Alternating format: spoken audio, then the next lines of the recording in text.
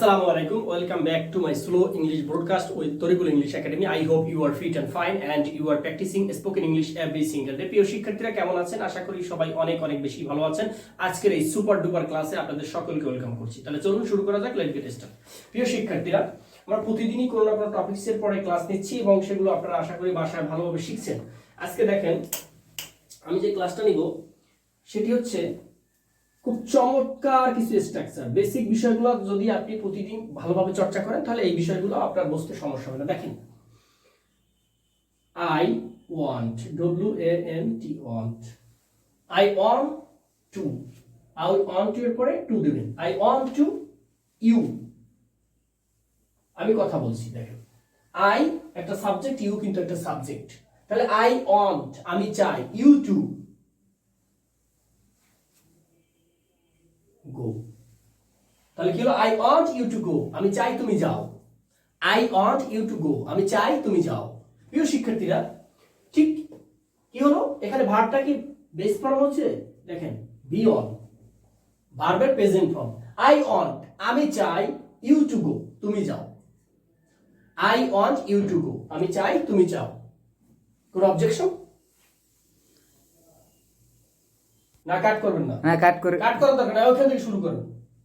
ওকে প্রিয় শিক্ষার্থীরা, এখান থেকে একটু মিস কারেকশন করতে হবে। সেটা হচ্ছে যে আমি বলছি একটা হয়ে গেছে আর একটা, আই ওয়ান্ট ইউ টু, এই দেখেন লেখা আবার কালি মার্কার শুট করে না রে।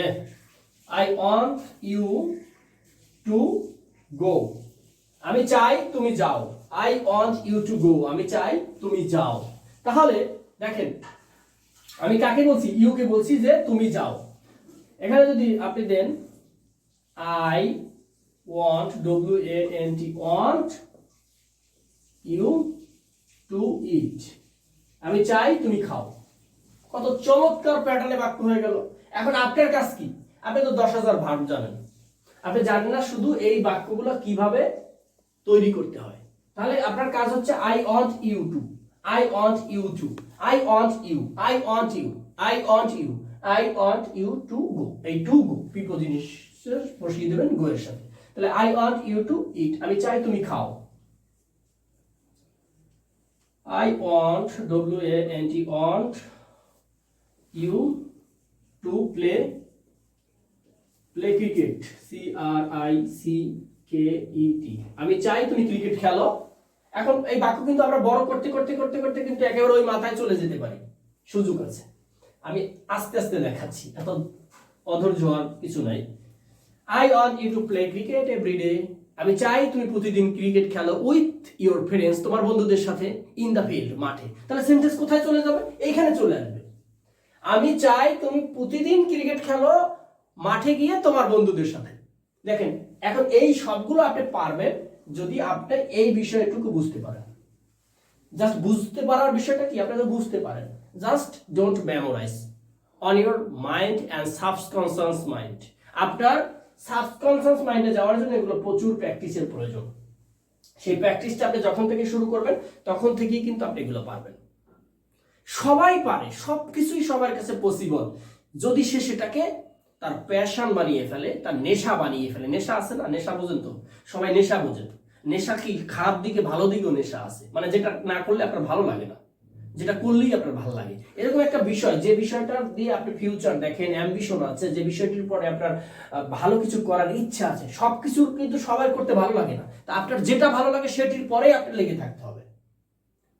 আর 2 দিন 4 দিন 6 মাস 1 মাস করার পর আপনারা অনীহা চলে আসে, সফলতা পাচ্ছি না, কিছু হচ্ছে না, তখনই ছেড়ে দিয়ে আমরা দৌড়িয়ে পালিয়ে যাই, তখনই আমাদের ব্যর্থতা ধরে বসে। তো এটা করা যাবে না। I want, WANT, want you, you to walk, আমি চাই তুমি হাঁটো, in the morning, in the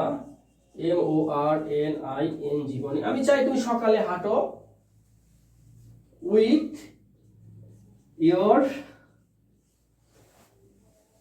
কি গ্র্যান্ডফাদার,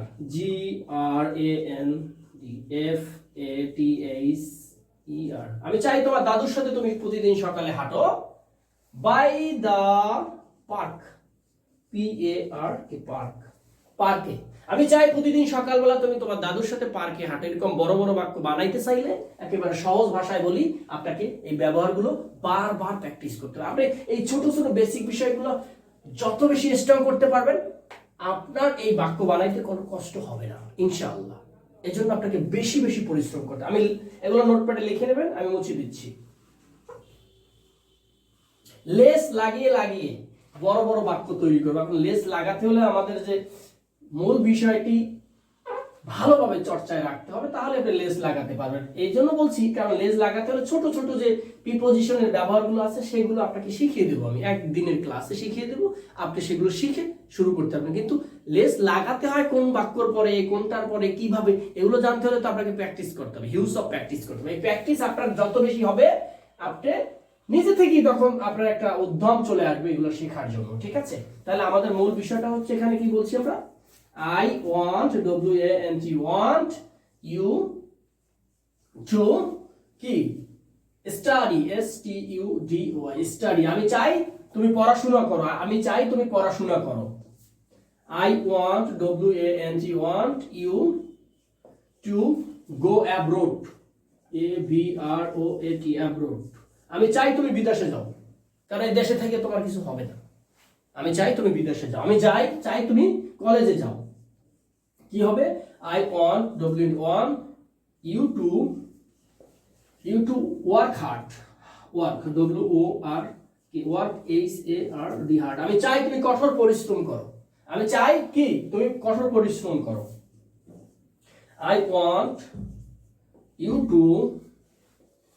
to marry, এটা ভালো লাগবে অনেকের, MARRY, marry to her। আমি চাই তুমি তাকে বিয়ে করো। আমি চাই তুমি তাকে বিয়ে করো। এখন এই বাক্যগুলো কিন্তু বড় করা সহজ ভাই, আমি জাস্ট এইটা আপনার ভালোভাবে মেমোরাইজ করতে হবে, বাকিগুলো দেখুন আপনি অটো পারবেন। ঠিক আছে, তাহলে এখন এটাকে নেগেটিভ করুন কিভাবে, নেগেটিভ ভার্সনটা বলে দিচ্ছি। এটা I want you to marry to her। আমি চাই তুমি তাকে বিয়ে করো। তাহলে আমি চাই তুমি তাকে বিয়ে করো না, I don't want you to marry to her। আমি চাই তুমি তাকে বিয়ে করো না। এখন বিষয়টা হচ্ছে যে এটা আমি চাই না, অবশ্যই তুমি বিয়ে করো, ভালো করো লাইফে, এটা সব সময় চাই, দোয়া করি। এগুলো মুছে দিচ্ছি, লিখে নেবেন, অবশ্যই লিখে নেবেন, না লিখে নিলে কিন্তু হবে না। প্র্যাকটিস, আমি চাই প্র্যাকটিস। তাহলে কি করতে হয় প্রিয় শিক্ষার্থীরা, এখানে আপনার কাজই হচ্ছে UHAVE, have, MORE, more, AND, and, MORE, more, PRACTICE, practice। You have more and more practice। আমি চাই তুমি বেশি বেশি অনুশীলন করো। বেশি বেশি অনুশীলন করলে আপনারা যারা আছেন, যত বড় আপনি পড়াশোনা না জানেন, ABCD জানলেই চলবে, পড়াশোনা ম্যাটার না এখানে। যে বড় বড় আপনার কি বলে একাডেমিক শিক্ষার লাগবে, ব্যাকগ্রাউন্ড লাগবে, ব্যাপারটা একদমই এরকম না। আপনার কনসেন্ট্রেশন, ভালোবাসা এবং একাগ্রতা আর প্র্যাকটিস, এগুলো থাকলেই কেবল যে কোনো কিছু করা সম্ভব। আমি এটা মনে প্রাণে বিশ্বাস করি। ইংলিশ তো একটা ভাষা, প্রতিদিন 1 ঘন্টা প্র্যাকটিস করুন, অনলি 1 ঘন্টা, আর কিচ্ছু না। 1 ঘন্টার পর টেবিল ছেড়ে উঠে যাবেন ইনশাআল্লাহ। 3 থেকে 6 মাসের ভিতরে আপনি একজন ফ্লুয়েন্ট স্পিকার হবেন, এটা আমি মনে প্রাণে বিশ্বাস করি এবং এই চ্যালেঞ্জ আপনাকে ছুড়ে দিলাম। অর্থাৎ যদি সময় নষ্ট করতে না চান, যদি সময়কে কাজে লাগিয়ে এই ভাষাটা শিখতে পারেন, আশা করি জীবনের একটা টার্নিং পয়েন্ট শুরু হবে ইনশাআল্লাহ। সবাই ভালো থাকবেন, সুস্থ থাকবেন। আজকে এখানে শেষ করছি। আসসালামু আলাইকুম।